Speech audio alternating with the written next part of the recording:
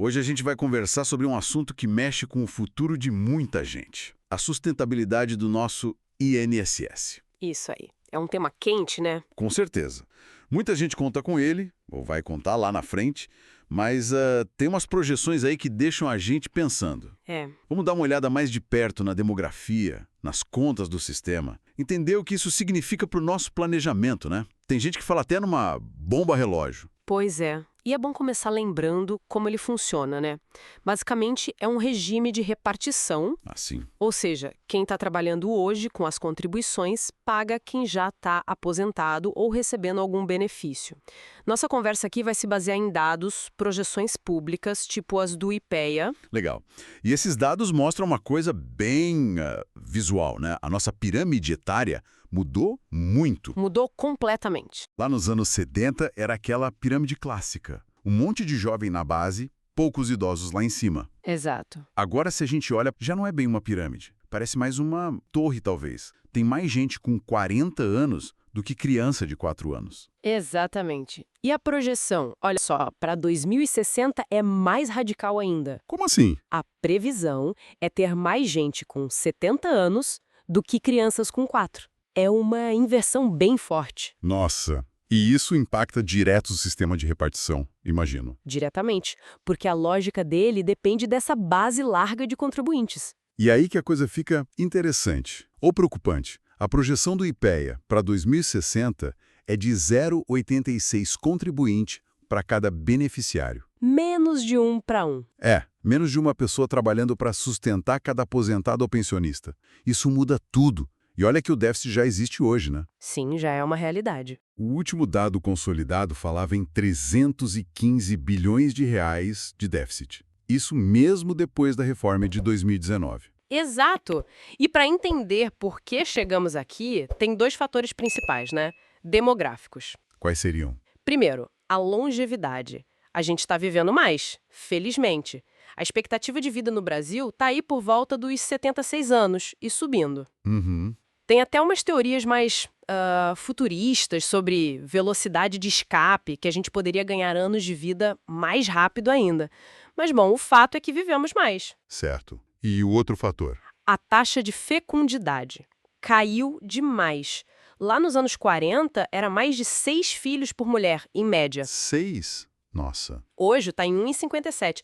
Para você ter ideia, a taxa de reposição para a população ficar estável é 2,1. Então a gente está bem abaixo. Bem abaixo. Cada casal não está nem se substituindo, estatisticamente falando. E dá para reverter isso?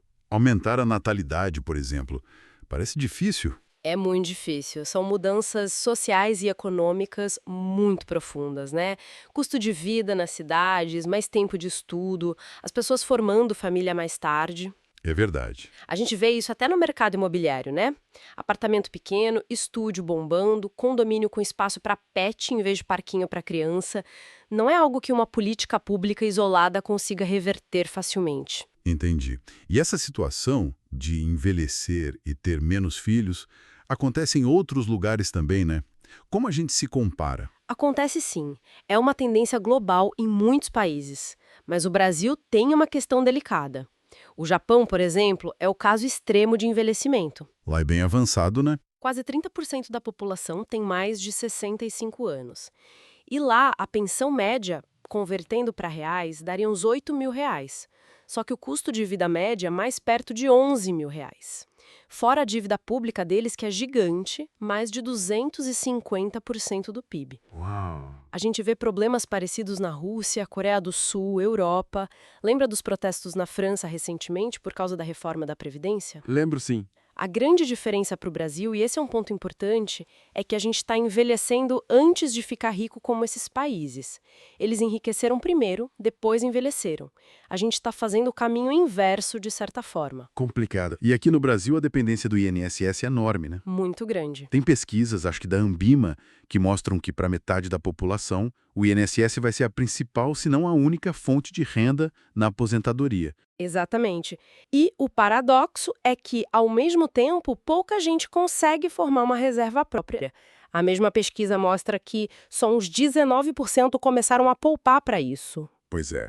Aí junta isso com aquela proporção que a gente falou, hoje está quase 2 para 1, né? 1,97 contribuinte para cada beneficiário. Isso. Mas caminhando para menos de 1 para 1, para 0,86 em 2060.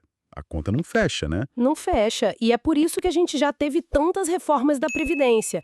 Foram 7 grandes desde a Constituição de 88, e tudo indica que outras virão. É quase certo, então.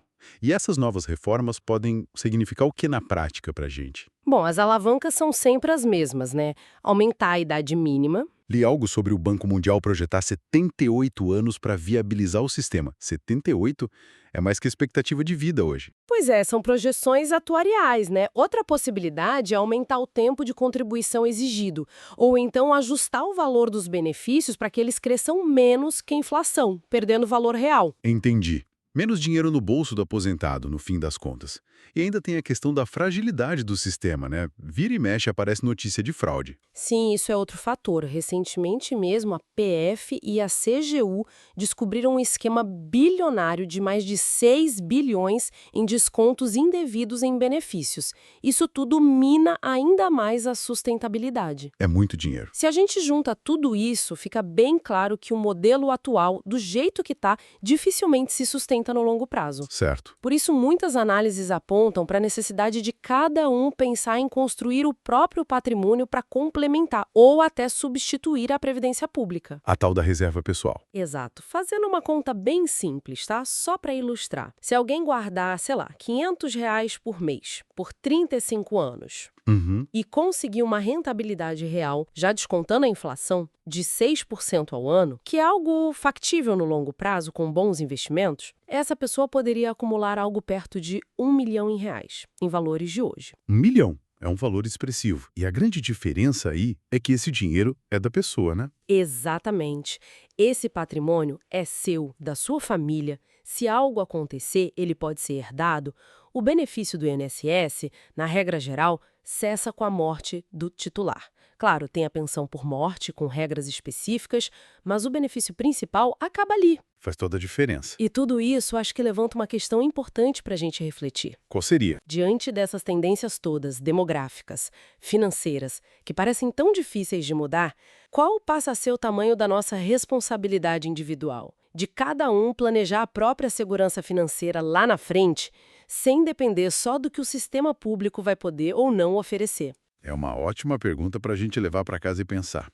E a gente quer saber também a opinião de quem está nos ouvindo. O que mais preocupa você nessa história toda da aposentadoria no Brasil? Deixa um comentário aqui embaixo.